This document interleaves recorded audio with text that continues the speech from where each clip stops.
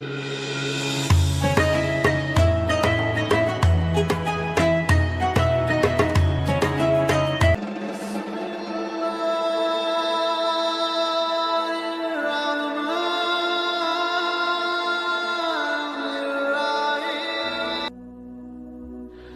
بنی اسرائیل اذکروا نعمتی التی انعمت علیکم واوفوا بعہدی اوف بعہدکم وایای فارہبون۔ بنی اسرائیل، چونکہ یہ لفظ پہلی مرتبہ قرآن مجید میں آ رہا ہے تو یہاں تھوڑی سی وضاحت کرنی ہوگی۔ ابن جو عربی میں بیٹے کے لیے آتا ہے ابن، اس میں جو شروع کا حمزہ ہے یہ در حقیقت اضافی ہے، اصل لفظ جو ہے بے نون پر مشتمل ہے، اسی لیے اس کی جمع سالم آتی ہے بنون۔ قرآن مجید میں المال والبنون زینت الحیات الدنیا، تو یہ جو اس کی جمع سالم ہے وہ در حقیقت بنون ہے، اور پھر اس کی حالت نسبی اور حالت جری بنین ہوگا، اور جب یہ مضاف بن جائے گا تو اس کا وہ نون گر جائے گا، تو اے بنی اسرائیل، اے اسرائیل کی اولاد۔ لفظی ترجمہ ہوگا اے اسرائیل کے بیٹوں، لیکن یہ کہ مراد اولاد ہے، اس میں برسبیل تغلیب اگرچہ خطاب مردوں سے ہو رہا ہے جیسے کہ قرآن مجید میں اکثر و بیشتر ہے، لیکن یہ کہ اس میں خواتین بھی شامل ہیں۔ تو یا بنی اسرائیل، اے اسرائیل کے بیٹوں۔ اسرائیل سے مراد کیا ہے؟ اس پر اتفاق ہے، اجماع ہے، حضرت یعقوب کا یہ لقب ہے۔ البتہ یہ لفظ بنا ہے اسر اور ایل دو سے مل کر۔ ایل کا لفظ جو ہے وہ عبرانی زبان میں الہ کے لیے ہے، الہ اور ایل ویسے بھی قریب قریب ہے، اسی لیے تمام فرشتوں کے نام جبرائیل، میکائیل، اسرائیل، یہ تمام الفاظ کے ساتھ جو ایل آتا ہے یہ درحق اسماعیل بھی، سما اور ایل، چونکہ حضرت ابراہیم علیہ السلام نے دعا کی تھی پروردگار بیٹا عطا فرما، اس اعتبار سے جب اللہ تعالیٰ نے بیٹا عطا فرمایا تو اسماعیل نام رکھا، یعنی اللہ نے سن لیا۔ جیسے ہمارے ہاں دیہات میں یہ خاص طور پر جانگلی علاقہ جو کہلاتا ہے، اللہ ڈوایا، اللہ سنیا، یعنی یہ اللہ نے اس کے بارے میں ہماری دعا سنی اور ہماری استدعا کو قبول فرمایا، تو یہ گویا کہ اسماعیل کے معنی یہ ہے۔ تو اسرائیل جو ہے اسر اور ایل سے مل کر بنا ہے۔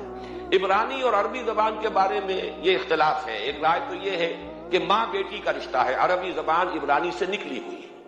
لیکن زیادہ اکثر محققین کی رائے یہ ہے کہ یہ دونوں بہنیں ہیں، کوئی اور کامن زبان تھی، سیمیٹک لینگویج ابتدائی، جس سے کہ یہ دونوں زبانیں پھر وجود میں آئی ہیں، گویا کہ ان کے درمیان رشتہ جو ہے وہ بہنیں ہونے کا ہے، ماں اور بیٹی کا نہیں ہے، لیکن ظاہر بات ہے کہ مشابہت اور ان کے اندر جو ہے قرب جو ہے مناسبت وہ بہت نمایاں ہے۔ اسر کے دو ترجمے کیے ہیں، یہودی علماء تو اس پر بہت زیادہ جزم کے ساتھ قائم ہے کہ اسر سے مراد ہے بطل، یعنی رجل عظیم، جواں مرد، بہت باہمت انسان، اس لیے کہ ان کے ہاں یہ عقیدہ ہے اور بڑی تحریف جو ہوئی ہے تورات میں، اس میں ایسی ایسی باتیں بھی ہیں۔ حضرت یعقوب کی جو مدح کی گئی ہے اس میں اس حد تک مبالغہ ہے کہ حضرت یعقوب کی اللہ تعالیٰ کے ساتھ کشتی ہوئی اور اللہ کو پچھاڑ لیا حضرت یعقوب نے، تو معلوم یہ ہوا کہ یہ تو بڑے بہادر اور بہت جری انسان، اس اعتبار سے وہ بطل اور رجل کا ترجمہ کرتے ہیں اسر کا، لیکن یہ کہ صحیح ترجمہ جو ہے وہ اسر کا ہے، بندہ، عبد، اس لیے کہ عربی کا لفظ جو بنا ہے اسیر، اسیری، کوئی کسی کا غلام ہے، اسیر، اسی سے لفظ اسرہ بنا ہے، اسرہ ہے کنبہ، کنبہ بھی آپس میں جڑا ہوا ہوتا ہے، ان کے بندھن ہوتے ہیں دوستی کے، محبت کے، اخوت کے، تو اسی طریقے سے یہ اسر کا لفظ آتا ہے کسی بندھن کے لیے۔ اسیر جو ہے پچھلے زمانے میں جبکہ جیلوں کا رواج نہیں تھا، تو اگر کسی شخص کے ذمے کسی کی کوئی رقم ہوتی تھی دینی تو اس شخص کو اس کے حوالے کر دیتے تھے، وہ اس کا ذاتی قیدی ہوتا تھا، ذاتی اسیر، اس کی تحویل میں رہتا تھا، جب تک کہ اس کے اعزاء اقارب آ کر وہ رقم ادا نہ کر دیں وہ شخص اس کی تحویل میں رہتا تھا، وہ اس کا اسیر ہوتا تھا۔ اس اعتبار سے غلام کے معنی میں یہ لفظ جو ہے مستعمل ہے، تو اسرائیل کا ترجمہ ہوگا عبداللہ۔ اذان تو میں عرض کر رہا تھا کہ اسرائیل کا ترجمہ ہوا عبداللہ، گویا کہ اب تک ہم نے یا بنی اسرائیل کا ترجمہ کیا اے اللہ کے بندے کی اولاد، مراد ہے حضرت یعقوب علیہ الصلوۃ والسلام۔ حضرت یعقوب حضرت اسحاق کے بیٹے ہیں، حضرت اسحاق حضرت ابراہیم علیہ السلام کے دوسرے بیٹے ہیں۔ حضرت ابراہیم کو پہلا بیٹا اللہ نے عطا فرمایا اسماعیل، اسی لیے میں عرض کر چکا ہوں سما اور ایل سے مل کر بنا ہے۔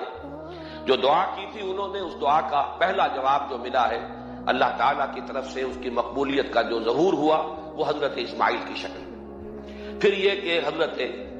سارا کو بھی اللہ تعالیٰ نے اولاد دی اور حضرت اسحاق پیدا ہوئے۔ اس وقت یہ جو بشارت دی گئی ہے قرآن مجید میں متعدد مقامات پر آگے چل کر آئے گا کہ حضرت سارا کے ہاں بھی اولاد ہونے کی جو بشارت حضرت ابراہیم علیہ السلام کو فرشتے دینے آئے تھے، اسی میں یہ بھی تھا کہ نہ صرف یہ کہ تمہیں ایک بیٹا عطا ہوگا بلکہ اس کے بعد پوتا بھی عطا ہوگا، گویا کہ ایک بہت جلیل القدر پوتا۔ اس اعتبار سے ایک رائے یہ ہے کہ یعقوب عقب سے بنا ہے، گویا کہ بشارت میں پہلے ہی سے شامل تھا حضرت یعقوب علیہ السلام کا ذکر بھی کہ اسحاق کے بعد اسحاق کے ہاں ایک بہت جلیل القدر بیٹے کی ولادت ہوگی اور اس کا نام یعقوب ہوگا، یعنی اسحاق کے بعد آنے والا، بیٹے کے بعد جو پوتا آتا ہے۔ لیکن یہود کی رائے یہ ہے کہ حضرت یعقوب پیدا ہوئے ہیں اپنے بھائی عیسو کے ساتھ، یہ تمام بیٹے ہیں حضرت اسحاق علیہ السلام کے، دو بیٹے پیدا ہوئے بیک وقت، جڑواں بھائی۔ پہلے حضرت عیسو کی ولادت ہوئی ہے اور تورات کے الفاظ یہ کہ یعقوب اپنے بھائی عیسو کی ایڑیاں پکڑے ہوئے تولد ہوا، تو چونکہ حضرت عیسو کے بعد حضرت یعقوب کی ولادت ہوئی ہے تو گویا کہ اس وجہ سے ان کا نام حضرت اسحاق نے یعقوب رکھ دیا، عقب میں آنے والا، بعد میں آنے والا۔ بہرحال حضرت یعقوب علیہ السلام کے پھر 12 بیٹے ہیں جن کی تفصیل پوری موجود ہے، یہ تاریخ جو ہے بڑی ریکارڈڈ ہے، اس لیے کہ بنی اسرائیل کی یہ تاریخ جو ہے books of the old testament میں اس کی پوری تفصیل موجود ہے۔ 4 بیویاں تھی حضرت یعقوب علیہ السلام کی جن سے 12 بیٹے ہوئے، 3 بیویوں سے 10 بیٹے تھے اور سب سے چھوٹی بیوی سے 2 بیٹے تھے حضرت یوسف اور بنیامین، اور ان دونوں سے حضرت یعقوب علیہ السلام کو بڑی محبت تھی۔ حضرت یوسف سے چونکہ یہ تاریخ شروع ہوتی ہے اس اعتبار سے کہ انہیں ان کے بھائیوں نے کنویں میں ڈالا، پھر اللہ تعالیٰ نے وہاں سے ان کے نکلنے کا سامان کیا، پھر مصر پہنچایا، پھر مختلف مراحل سے گزار کر انہیں وہاں ایک بہت اونچی پوزیشن تک پہنچایا، تو حضرت یوسف علیہ السلام سے اس اعتبار سے ان کی تاریخ شروع ہوتی ہے۔ 1906 قبل مسیح میں حضرت یوسف علیہ السلام کی پیدائش ہے، جہاں تک صحیح اندازہ کیا جا سکا ہے۔ یوں سمجھیے کہ آج سے تقریباً 4000 سال قبل یہ حضرت یوسف کی پیدائش ہے، اور حضرت یوسف پڑ پوتے ہیں حضرت ابراہیم کے۔ ان میں اگر آپ 200-250 سال کا اور اضافہ کریں تو آج سے کوئی 4,2500 سال قبل کی شخصیت بنتے ہیں حضرت ابراہیم علیہ السلام۔ حضرت یوسف کے زمانے میں پھر جیسے کہ وہ تفصیل سورہ یوسف میں آئے گی، یہ پورا خاندان آ کر کنعان میں تھے لیکن وہاں سے آ کر مصر میں آباد ہو گئے۔ مصر میں ان کا بڑا اعزاز ہوا، اکرام ہوا۔ اس کے خاص حالات تھے کہ مصر میں اس وقت جو بادشاہت تھی وہ اصل مصر کے لوگوں کی نہیں تھی، بلکہ یہ بھی سیمیٹک لوگ تھے جو جا کر جنہوں نے عراق وغیرہ کے علاقے سے ہی جا کر انہوں نے فتح کیا تھا مصر کو، لہذا انہیں فرعون نہیں کہا گیا قرآن مجید میں، وہ فرائنہ کا خاندان نہیں ہے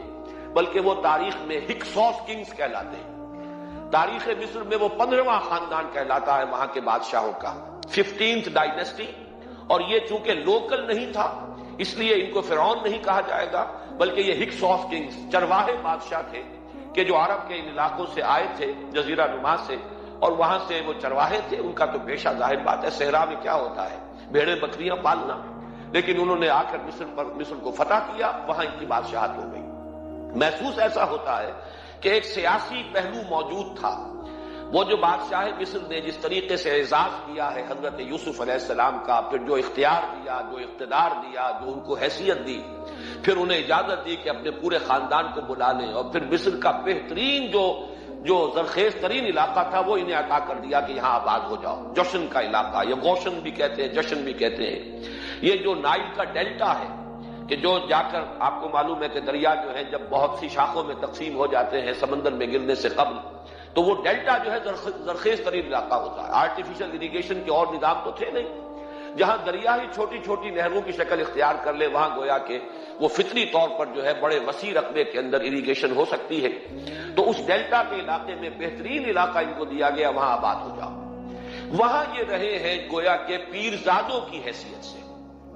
ابھی ان کے پاس کوئی شریعت نہیں، ابھی کوئی کتاب نہیں ملی، ابھی صرف یہ ایک خاندان ہے، حضرت ابراہیم کی نسل کا ایک خاندان، اس لیے کہ حضرت ابراہیم کی نسل میں حضرت اسماعیل کی نسل ہے کہ جو عرب میں آباد ہو چکی ہے،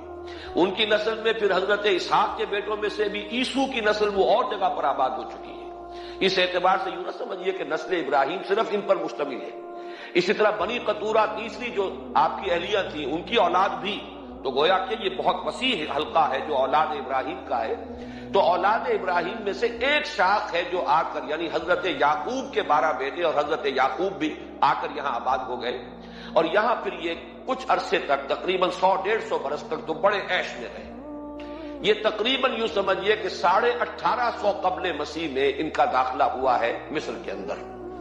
اور وہاں پر 150 برس جو ہیں انہوں نے بڑے عیش میں گزارے ہیں. یہ پیرزادے تھے اس لیے کہ بادشاہ معتقد ہو چکا تھا حضرت یوسف علیہ السلام کا، اگرچہ یہ تو ثابت نہیں ہوتا کہ وہ ایمان لایا ہو حضرت یوسف علیہ السلام پر، اس کا کوئی ثبوت نہیں، لیکن معتقد تھا. اور ان کی نیکی کا، پارسائی کا، شرافت کا، ذہانت کا، صلاحیتوں کا